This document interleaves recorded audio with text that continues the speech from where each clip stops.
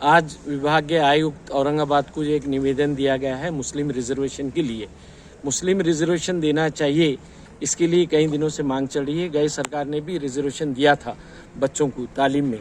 हमारी मांग है अभी महागाड़ी सरकार से कि मुसलमानों को रिजर्वेशन महाराष्ट्र राज्य में देना चाहिए 10% तालीम के साथ। इस ताल्लुक से हमने आज विभागीय आयुक्त को पर्सनल मिलकर सभी ने, जितने लोग मौजूद हैं, हमारे मिर्ज़ा सलीम बेग साहब संगठन के अध्यक्ष है और बाकी के साथी हमारे जो एडवोकेट जो है वसीम भाई और तमाम साथी पदाधिकारी, तो हमने सबने मिलकर आज एक निवेदन दिए हैं कि मुसलमानों को रिजर्वेशन देना चाहिए।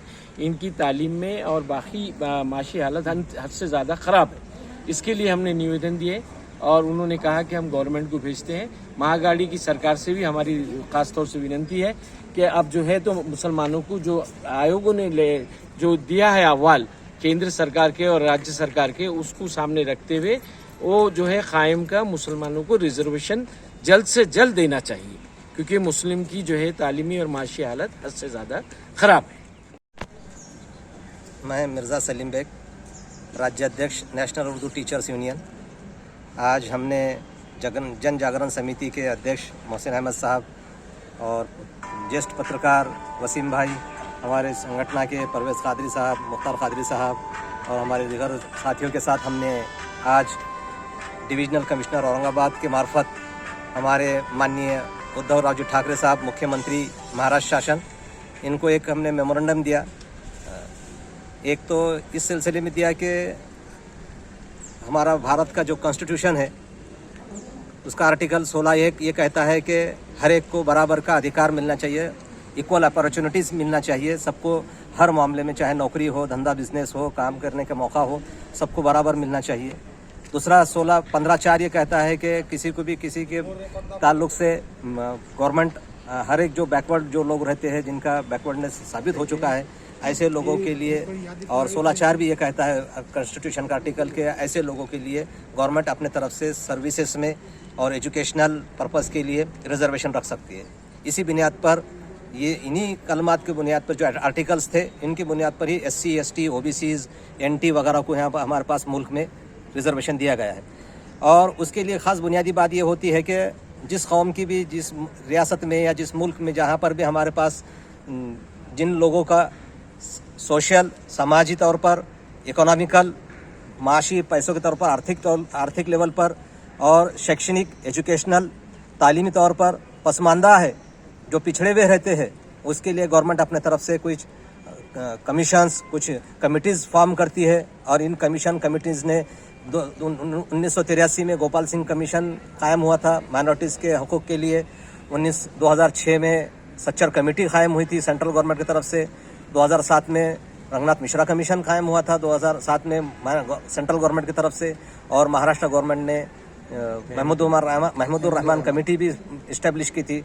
इसके साथ साथ टाटा रिसर्च इंस्टीट्यूट की जानिब से भी सर्वे, पूरा एक मुकम्मल सर्वे महाराष्ट्र गवर्नमेंट ने करवाया है।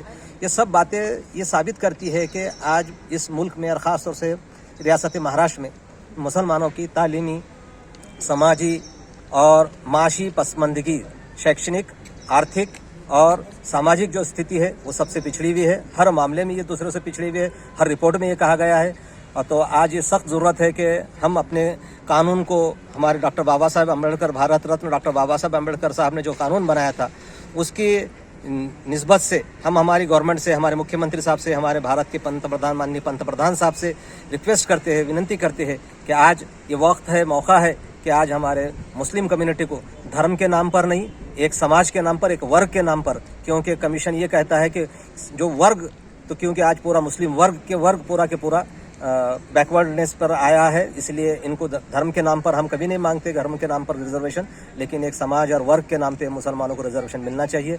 ये हमारी रिक्वेस्ट आज हमने हमारे डिविजनल कमिश्नर माननीय केंद्रेकर साहब के मार्फत माननीय जो उद्धव जी ठाकरे साहब तक पहुंचाया है। उम्मीद है कि गवर्नमेंट हमारी इस बात। साथ ही साथ हमने दूसरा निवेदन दिया है कि सेंट्रल गवर्नमेंट ने पिछले कई सालों से जो माइनॉरिटीज़ के लिए प्री मैट्रिक, पोस्ट मैट्रिक और मेरिट कम मीन्स स्कॉलरशिप देती आ रही है, और इसमें बहुत सारी मुश्किलात पिछले कई सालों से, कई दहाइयों से माइनॉरिटी कम्युनिटी पहले तो तालीमी और माशी मामले में पिछड़ी हुई है। कई मसाइल इनके साथ आते हैं, अभी तक कई मसाइल जूझ रहे हैं। तो गवर्नमेंट हर मरतबा एक नया डॉक्यूमेंट जोड़ने के लिए, नई बात लगाने के लिए कोशिश करती है। इससे पहले एक आसान था कि जब भी जो माइनॉरिटी के पेरेंट्स है वो अगर अपना सेल्फ डिक्लेयर्ड इनकम सर्टिफिकेट और डोमिसाइल सर्टिफिकेट वो दे देता था, रिलीजन का सर्टिफिकेट देता था, तो गवर्नमेंट उसको मान लेती थी, तस्लीम करती थी। लेकिन अब जो अभी आया इस साल जो मेरिट प्री मैट्रिक स्कॉलरशिप वगैरह के लिए जो कुछ नॉर्म्स आए हैं उसमें ये कहा गया है कि अभी वो तहसीलदार का भी इनकम सर्टिफिकेट चाहिए और डोमिसाइल सर्टिफिकेट तहसीलदार के दिया हुआ चाहिए।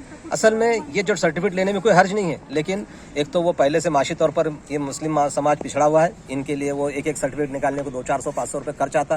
गवर्नमेंट 1000 रुपये स्कॉलरशिप देती, एक सर्टिफिकेट को अगर 500-500 लेके तो 1000 रुपये तो सिर्फ 2 सर्टिफिकेट के लिए उनको जाते। उसके बावजूद वहाँ पर चक्रा मारना जो वास्ते उनके पास कोई पढ़ा लिखा नहीं होता है, वो समझ में नहीं आता।